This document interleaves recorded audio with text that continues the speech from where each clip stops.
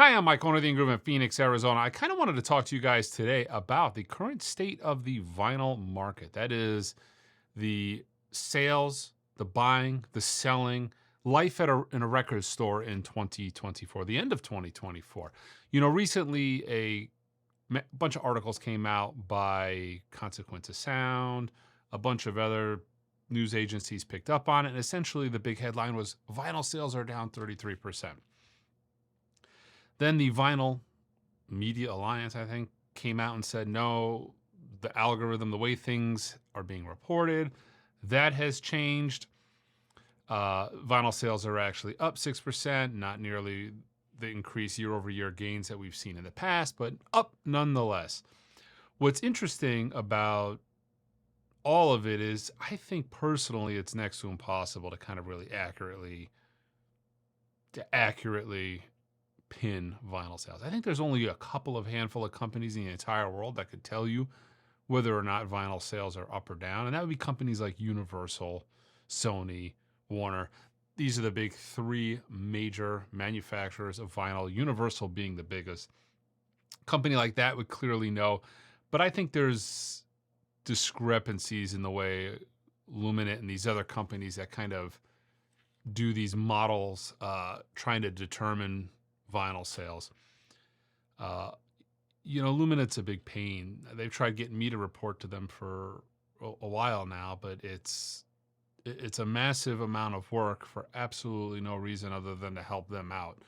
So it's just not been something I've been interested in. My system can't just easily give them data. If it could, then it wouldn't be a problem, but I would have to go and do file exports to their criteria, send it to them every week. Just a pain. I don't have time to do it. So I know a lot of other record stores are in the same boat as me.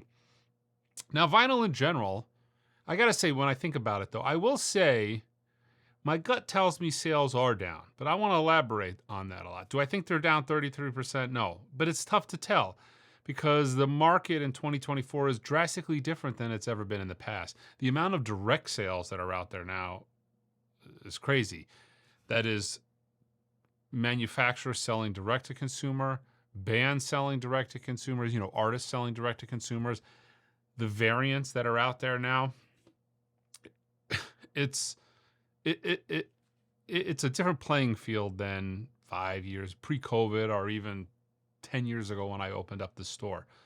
It's definitely ever evolving, mostly for the good. Some things are kind of like, I kind of wish it was similar to back in the day. But as a whole, things are better. Sales from pre-COVID are light years from where they were. It's not even remotely close. It's gangbusters compared to January 2020 levels. I also think the market is in a much healthier place. So during COVID, so from when we opened up till COVID, we had exponential year-over-year growth because that was kind of the boom for vinyl records. It was kind of, oddly enough, kind of 2015 up to 2020, huge progression in sales, and then up through COVID. But I had substantial year-over-year growths every year that I was open from 2015 up to 2020. 2020, it was interesting because COVID happened, the lockdown happens, business kind of came to an absolute grinding halt. So it was like, you look at this chart and we had this like steady uptick, and then it was like, it was like spaceship rocket to the moon. It was nuts. But there was so many things wrong with the boom that worried me. And I wondered how we were going to come off of that. And actually, I think we came off of it really good. So back in the day, nothing in demand was available on release date. If it was an audiophile record or an artist title that was going to be somewhat limited, or even an artist title that wasn't somewhat limited, you could not get anything. Everything arrived sold out. We didn't do pre-orders because of that, because we never knew what we were going to get. Everything good was allocated. Everything audiophile, and it was like everything audiophile, was sold out. It came sold out. You had no clue what it was going to sound like. You had to buy it or you weren't going to get it. And the way things were working at that time is the prices got exponentially inflated because manufacturers couldn't quickly turn around and remanufacture things. It wasn't like these audiophile records or limited edition records, which were never really limited to begin with, were never going to come back. It's just the time to get back on press was so long. It was a year, 18 months. And there had been so much demand built up that by the time it got back onto press, it kind of came and went and sold out again. So that was a weird culmination. And part of that was people were buying things in quantities. At the time, people would buy almost always two of something, but there was a lot of people who were making a good little chunk of money by flipping. I know it's taboo to talk about flipping. People hate flippers. But people were buying 5, 10, 15, 20 of items in advance to flip. Essentially, they wanted one for themselves, or maybe they didn't want any, but they knew that when it actually came out, it was going to go like gangbusters and the price was going to be crept up because there was a huge segment of people that were new to the market that didn't realize things were going to come back in print, or people that just didn't want to wait. Audiophiles, people with the means that were okay paying the money. So that kind of was not a very healthy thing for the vinyl business. I mean, I profited from it. So did all other dealers. You know, we had this merchandise and it seemed like no matter what we got, we were able to sell. But it wasn't good for the long term, in my opinion. And I said this back in the day because it turned people off. If you were new and you didn't realize what was going on, you might have made a mistake and bought a $30 record for $250. And then when you started seeing these things get repressed, it turned a lot of people off, and people cash out their collections because of that. It left a bad taste in people's mouths. So I was never a fan of that. And that kind of snowballed things in a way. Now, that type of behavior doesn't exist really anymore. Actually, I've seen it for the first time, one time, with the Santana MoFi release. That was a real popular release. Enough of these didn't get manufactured, but Mobile Fidelity has their own pressing plant now. If you think it's going to take 18 months for this thing to come back and you're planning on flipping these records, you better do it really quick, because I have no doubt that the length of time to get something from Mobile Fidelity back into production is really small. But the Santana Braxis, it was like one of everybody who bought one, but there was one order, and it just shocked me when I saw it. Somebody bought 10. And it's like, okay, hopefully this thing's, I don't know, maybe he has 10 buddies he wants to pass it out, but there's a good chance by the time he receives the box that there could be more and more on the shelves. So that behavior has pretty much become non-existent. You do not see it. It's very, very few and far between. It happens, but it's very few and far between. It happened a little bit with the Rhino Hi-Fi stuff. Rhino fixed that real quick by just constantly putting out new unnumbered editions of the records. That ended that. But for the most part, you do not see that. Okay, for me, the last couple of years from the peak I want to say for me was probably 2020. I feel like 2020 was the most amount of sales I've ever done. We had a little bit of a regression as me personally in 2023 and in 2024 as well, but we're talking really small. It was huge numbers going up and very small single-digit numbers coming down. But I've also talked to a lot of other retailers, and I'll say in 2024, I feel like everybody that I've talked to is down. Are they down 33% or anywhere near that? No, they're not. But again, I don't know where these numbers come from, if it's factual, if it's not factual, but keep in mind, there's a lot of variables I can't account for. I talk to other retailers, mostly, a lot of the big online retailers that you're familiar with. I talk to these folks, and most of them that I've talked to say they're down. All independent record stores that I talk to say they're down, but it's a very small percentage. But it's tough to account for companies like Amazon, Walmart, Target, everybody that's selling vinyl now. I don't know how they're doing, but I can say as a retail level, I feel like my gut tells me sales are down, if ever so slightly. But I will say the quality of the sales are exponentially better than they ever were in 2022.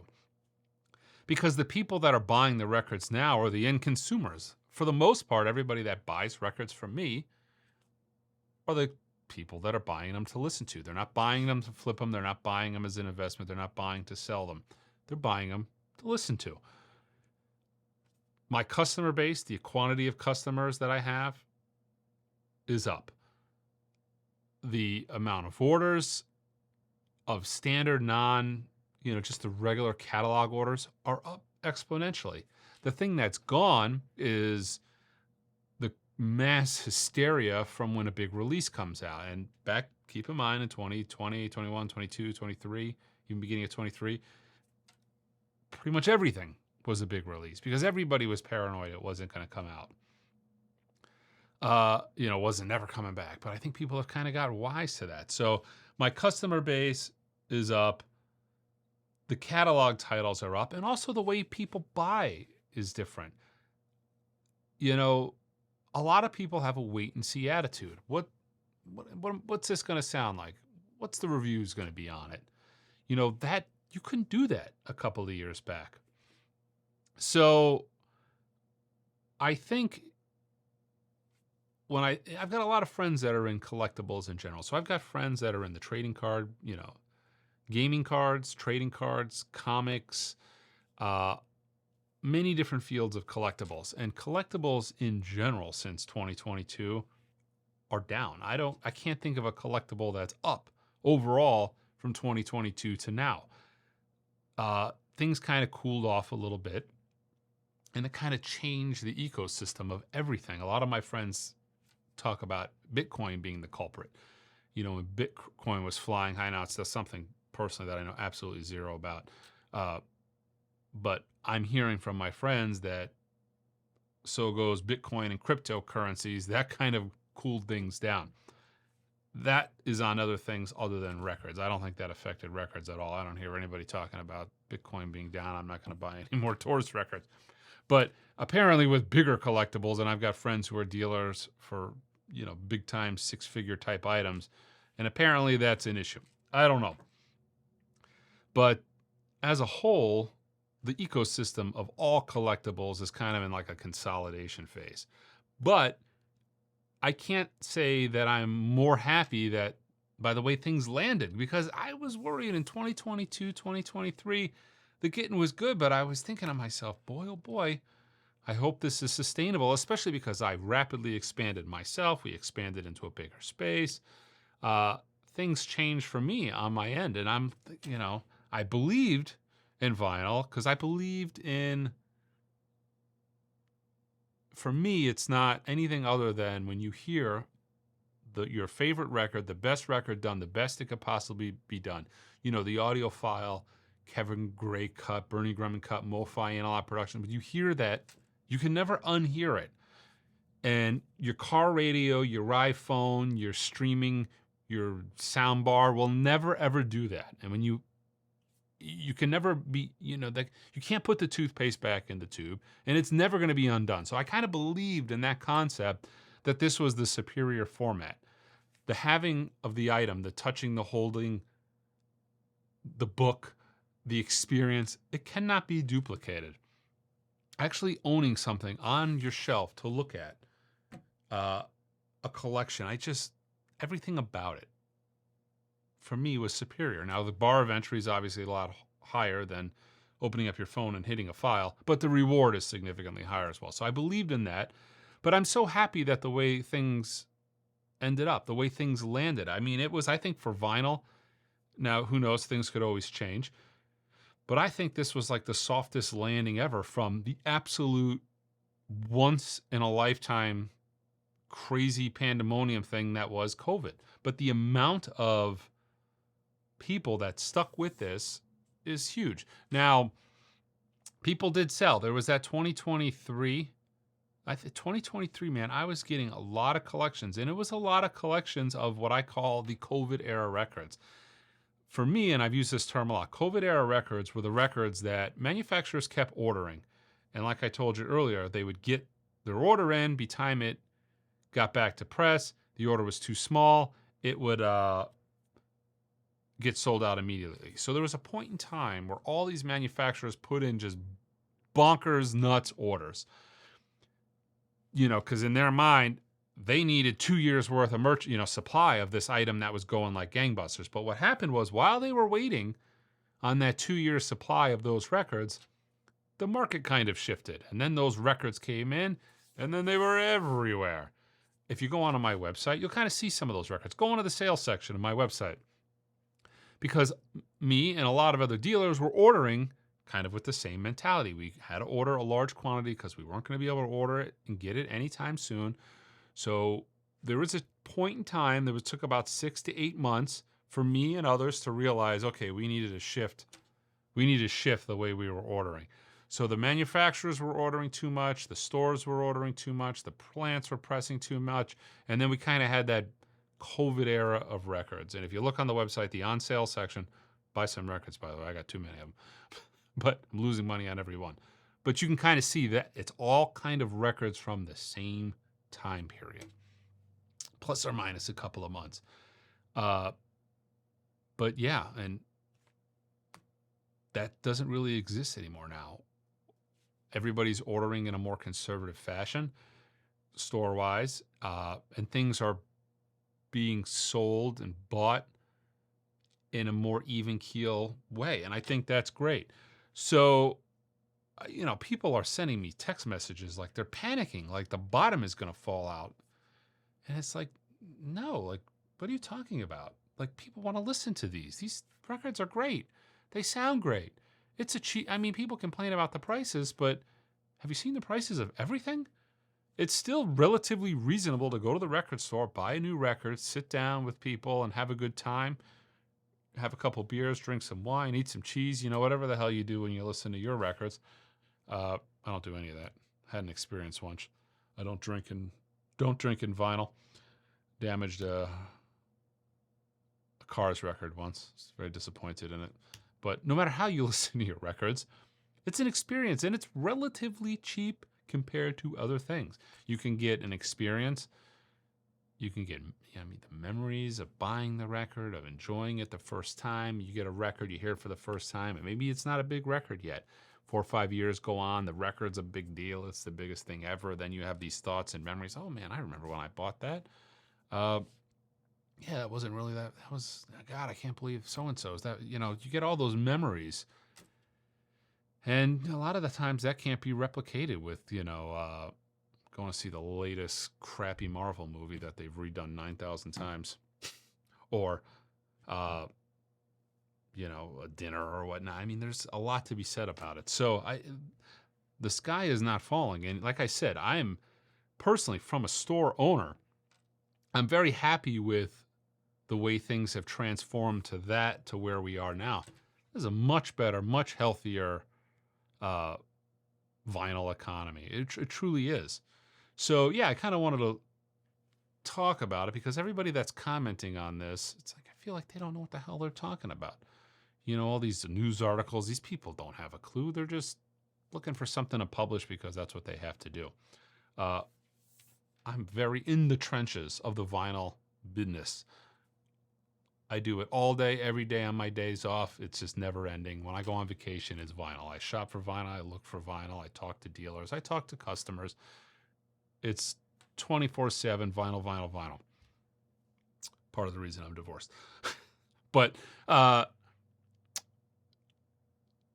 you put things into perspective. There's no need for any kind of panicking or pandemonium or the sky is falling.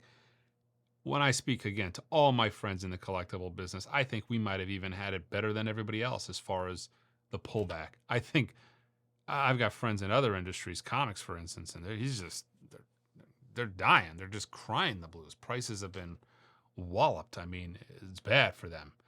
But I think we're doing just fine. I think for me, business is in a way better spot. I much, much rather sell a bunch of people a couple of records than one guy 20 records. Because, to be honest, too, on a side note, that opened us up for a lot of BS and scamming that I didn't want to deal with. People would pre-order these records or order these records. I would ship them to them. maybe the market wasn't as hot as they thought they were, and they would try to send them back and saddle me with those. I'm so thrilled that those days are over. But check us out online at theingroove.com. Until next time.